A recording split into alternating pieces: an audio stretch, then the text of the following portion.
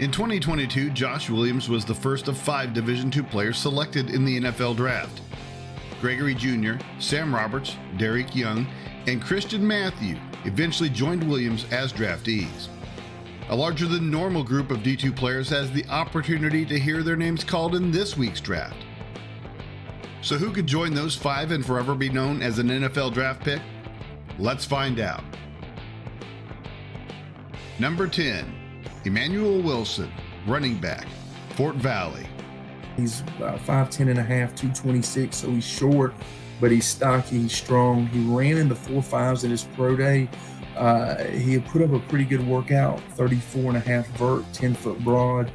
He is a strong runner. He is not an ultra fast or quick player, but he kind of reminded me a little bit of Oman from Northwest Missouri State. I don't expect him to get drafted, but there is a chance someone takes him late because he is a bigger back. He's thick, he's strong, and he's a good athlete with size that you're looking for. I mean, he'll be a really good priority free agent that someone will sign quickly and will at least make a practice squad, I would think. Number 9, Ronnie Brown, running back, Shepherd. Ronnie's been really productive his whole career there. He is an all-around player. He is a big play runner. He can run up the middle or to the outside. He has great hands, very good out in space.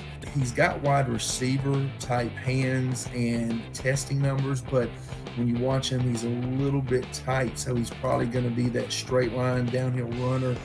But Ronnie can make people miss. He is a good athlete, a player that was not really on the radar early, but really impressed at the NFL Bowl and at his pro day. So there's a chance because of his versatility that he could get selected late. Number 8, Jake Witt, offensive tackle, Northern Michigan. Witt is the hardest projection in this entire draft. He's a former basketball player who moved to tight end. He moved to offensive tackle for the 2022 season, so he only has 1 year at the position. He was around 270 pounds during the season. Actually got an invitation to the CGS game, declined it so he could work out and be ready for pro day. He then goes to a pro day. He is 6'7", 302 pounds. He ran a 4.89 and 4.9 140.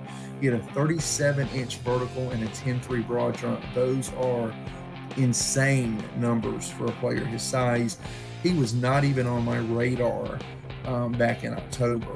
His film is nowhere near draftable, so if a team does take him, they're taking him based on the workout, the position drills, and the testing numbers, but his workout was so good, it can take a player from unknown to a potential draft pick, and that's exactly what he did.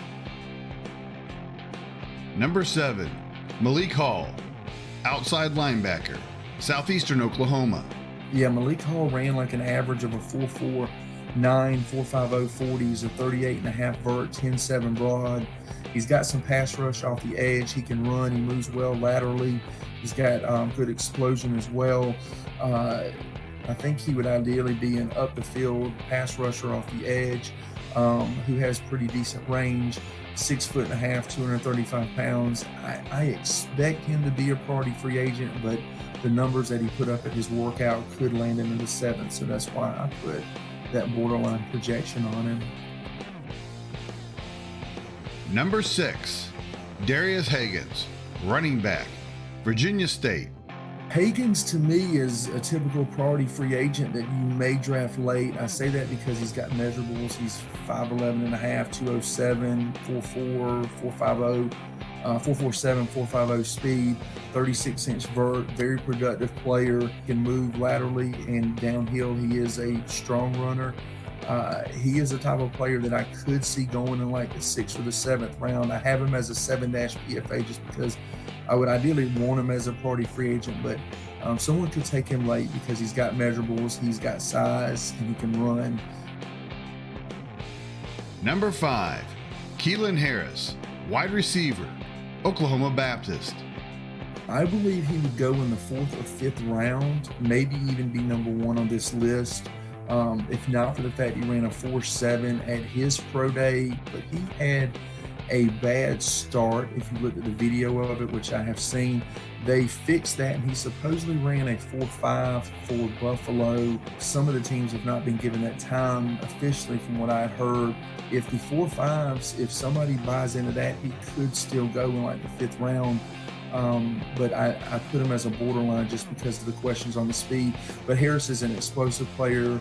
He's a good route runner. He's quick. He's very productive. Play the slot or play the outside. He has very good hands.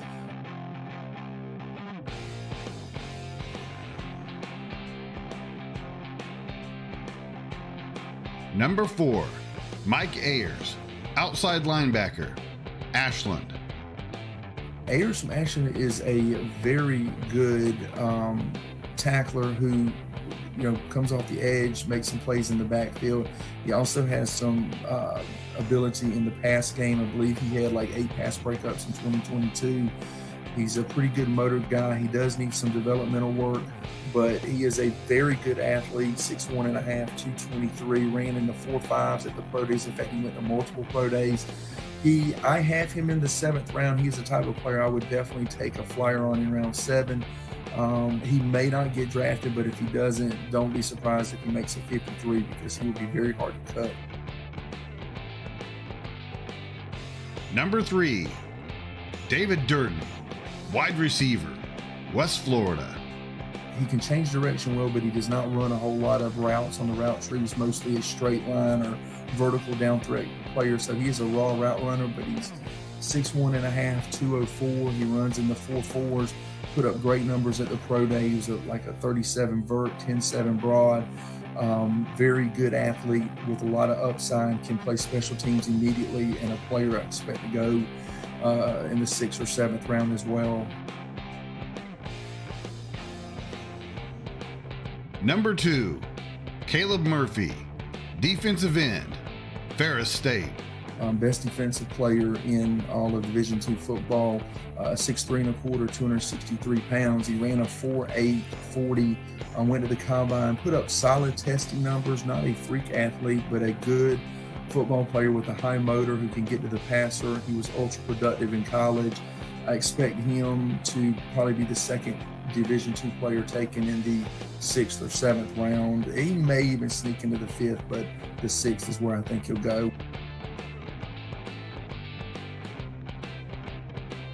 Number 1, Joey Fisher, offensive guard, Shepherd. Fisher played tackle in college, but is going to move to guard. He's a little over 6'4", 296 pounds, ran into 4.9s and low 5 flats on a lot of watches at his pro day. Put up 40 bench reps. He's super strong. He's very inconsistent, but he is a finisher who plays with a nasty attitude. He's very athletic, will kick inside the guard at the next level, and is a guy that's a developmental player who could potentially start down the line. I think Fisher will go in the 5th or the 6th. Well, there you have it. Remember to check d2football.com to find the list of players who were drafted, as well as those who signed free agent deals after the draft. You can also follow us on Twitter for up-to-the-minute results.